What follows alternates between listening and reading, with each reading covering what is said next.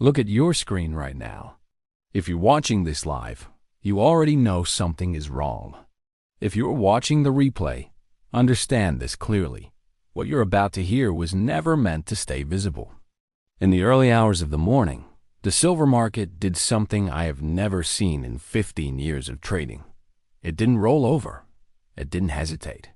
It accelerated straight upward and then stopped dead. There was no correction and no orderly pause. Liquidity vanished instantly. The order book went blank, and traders across the globe saw the same message appear on their terminals. Trading was halted under a force majeure declaration.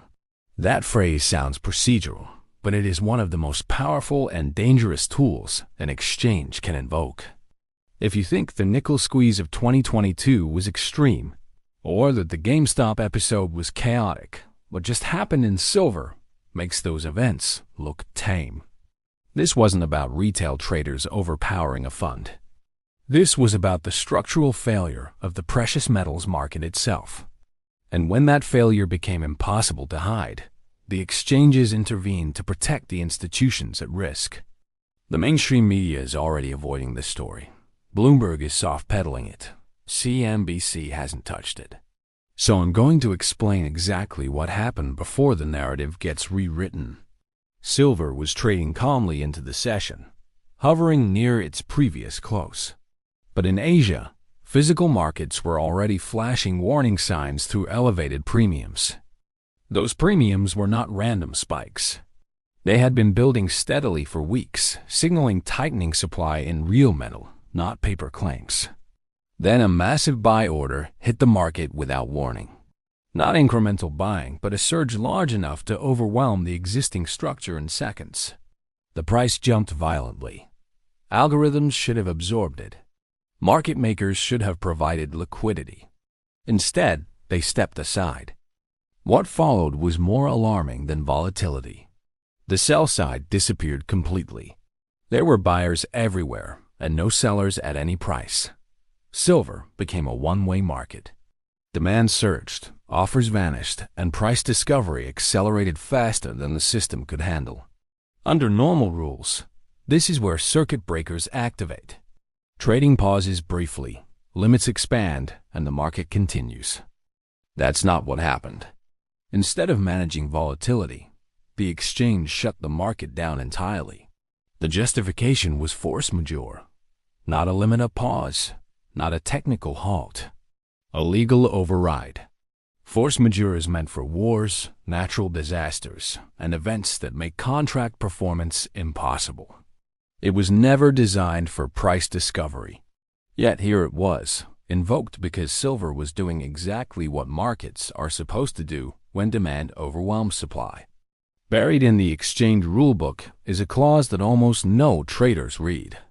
Under force majeure, the exchange can suspend trading and settle contracts in cash, not at the market price, not at the last traded price, at a price the exchange determines. That single clause changes everything. It means delivery is optional, price discovery is conditional, and contracts are only honored when convenient. And the people deciding the price sit on boards populated by the same banks holding enormous short positions in silver. When the price surged, those shorts were approaching forced liquidation. Margin calls were imminent. Losses would have cascaded. At that exact moment, the exchange intervened. Trading was frozen and delivery obligations were overridden. A short time later, an emergency bulletin confirmed the decision. Open silver contracts would be settled in cash. Physical delivery would not be honored for upcoming contract months.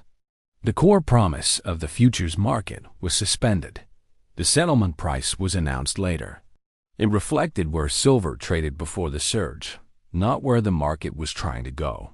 Long holders lost upside they had legitimately earned. Short holders were rescued from losses they had legitimately incurred. This was not risk management. This was rule-changing mid-game. We've seen this movie before. In the nickel market, when a major short position collapsed, the exchange canceled trades retroactively. Billions in gains were erased. The short seller was given time and special terms to exit. The market was sacrificed to protect an insider. Silver is far more dangerous than nickel ever was. Nickel has substitute supply and industrial buffers. Silver does not. Silver is both a monetary metal and an industrial necessity. Annual demand already exceeds mine supply. The exchange claims large inventories, but those inventories are split into categories that obscure reality. Eligible silver sits in vaults, but is not available for delivery. Registered silver is supposed to back futures contracts. Recent deliveries have drained registered inventories aggressively. What remains is a fraction of outstanding paper claims. Open interest represents hundreds of millions of ounces promised on paper. Physical backing is nowhere near sufficient. This is fractional reserve banking applied to metal. It works only as long as most participants accept cash settlement and never ask for delivery. The moment too many traders demand the metal they were promised, the system breaks. That is exactly what began happening. Physical demand surged in Asia. Imports spiked. Premiums widened. Bullion dealers started pulling quotes. Websites showed call for pricing or temporarily unavailable. They weren't out of demand. They were afraid to sell metal they might not be able to replace. This is where the idea of a single price collapses. The paper price, the exchange price, and the street price diverge. Silver entered backwardation. Spot metal commanded a premium over future promises. That tells you everything. The market no longer trusts delivery. By invoking force majeure, the exchange confirmed that distrust was justified. This decision sets a precedent. If they can cash settle silver, they can do it again. Any paper claim on a commodity is now conditional. Ownership exists only until the exchange says otherwise. Rational actors respond the same way every time. They exit paper and demand physical. That accelerates the very crisis the exchange is trying to contain. It becomes a metal bank run. Meanwhile, China continues bypassing Western paper markets entirely, sourcing metal directly from mines and refineries. They are preparing for a system where commodities matter again, where physical assets anchor value. If the West cannot deliver metal while issuing endless paper claims, control shifts. The exchange intervention wasn't about stability. It was about buying time.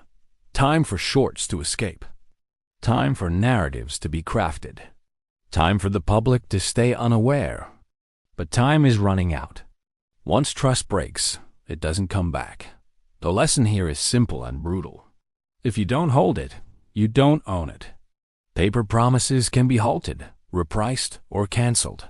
Physical metal cannot.